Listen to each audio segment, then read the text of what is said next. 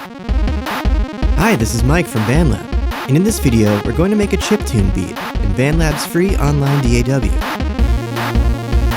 You can open this project yourself using the link in the video description. And if you find this guide useful, please hit the subscribe button and the notification bell to be the first to know when new videos drop. I begin by setting the project tempo to a high-energy 160 beats per minute. Chiptune typically uses a limited set of sounds, specifically simple synthesizer waveforms, and straying from this formula will give us results that don't sound quite right. Thankfully, BandLab boasts a dedicated drum kit featuring ready-made chiptune-style drum sounds, so I'm going to start by composing a beat with that. I add a virtual instrument track and set it to drums, drum pads, 8-bit chiptune kit. I create a new Midi clip and sequence claps on the second and fourth beat of the bar.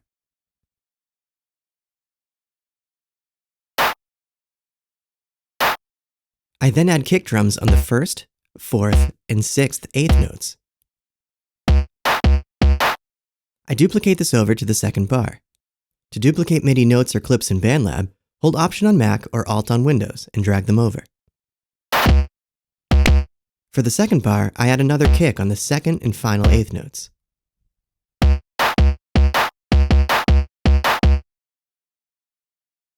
I then duplicate the 2 bars out to fill the whole 4-bar clip.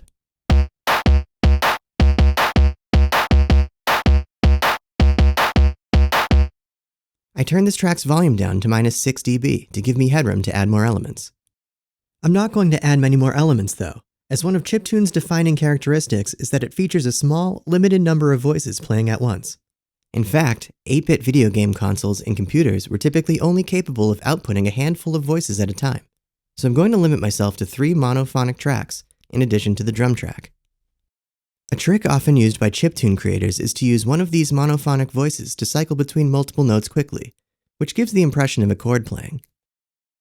I want to use this technique, so I create a new instrument track and compose some chords that I can then arpeggiate. I use the default grand piano patch to compose some chords, and I feel that A# minor works well with the pitch of the drum kit's kick drum sound, so I set the project's key to A# minor. I then compose a chord sequence that plays A# minor, C# major, F# major, and G# major.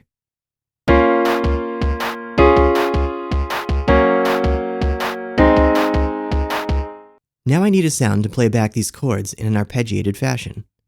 I create an instrument track and set it to keyboards, synth leads, G-funk saw. I set this track to -10 dB. I set view grid size to 1/32 and sequence a 30-second note arpeggiated A# minor triad. The G-funk saw instrument will automatically glide between legato notes. So to prevent this, I disable BandLab's snap to grid function by clicking the magnet icon and shorten the notes very slightly. Afterwards, I turn snap to grid back on and duplicate out the triad for the rest of the bar. I then set the grid size back to smart. I then duplicate the bar out and transpose the triads on each bar to follow the piano chords.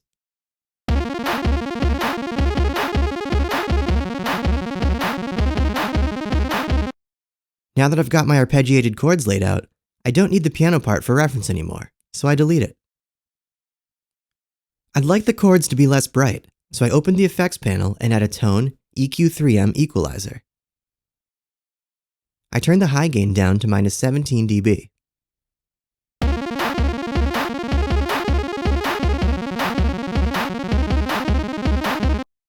Next, I want to make a bass line.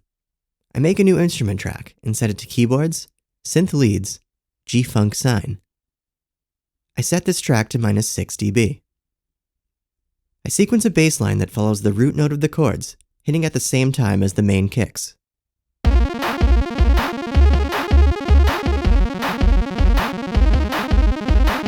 Next, I want a lead line to play over the top of the other elements.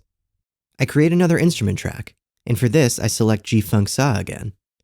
I'm going to play this part on the octave below the G-funk saw that plays the chords, so there won't be any double notes or anything of that nature to worry about. I set this track to -8 dB. I program in a lead that plays A sharp, D sharp, C.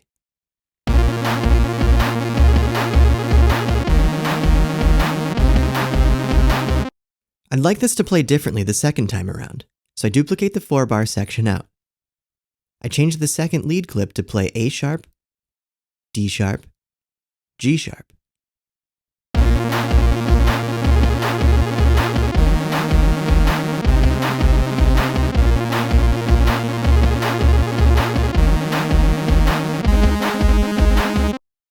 I'd like the sound to have some textural movement. The famous SID chip from the Commodore 64 features high, low, and bandpass filters. And with some trickery, the high and low pass modes can be used together to create a notch filter. I'd like to use this type of an effect, so in the effects panel I add a tone multi-filter. Set it to notch mode, and set the Q to 0.4. This makes the notch effect more intense. I click the Automation button to show BandLab's automation lanes. On the lead track, I select the multi-filter frequency lane and automate the frequency to slowly move around, creating a subtle textural movement.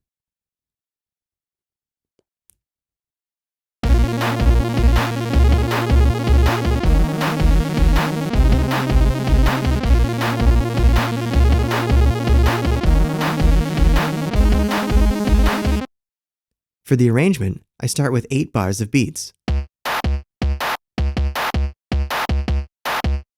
Then the chords come in. After that, the bass drops. Then the lead line comes in. 8 bars after that, I add a clicky percussive sound between each beat, which hypes things up.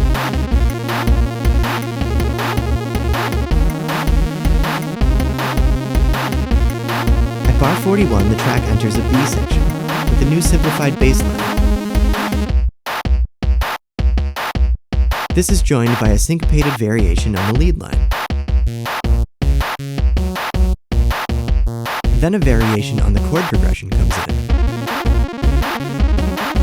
On bar 65, the percussive click makes another appearance.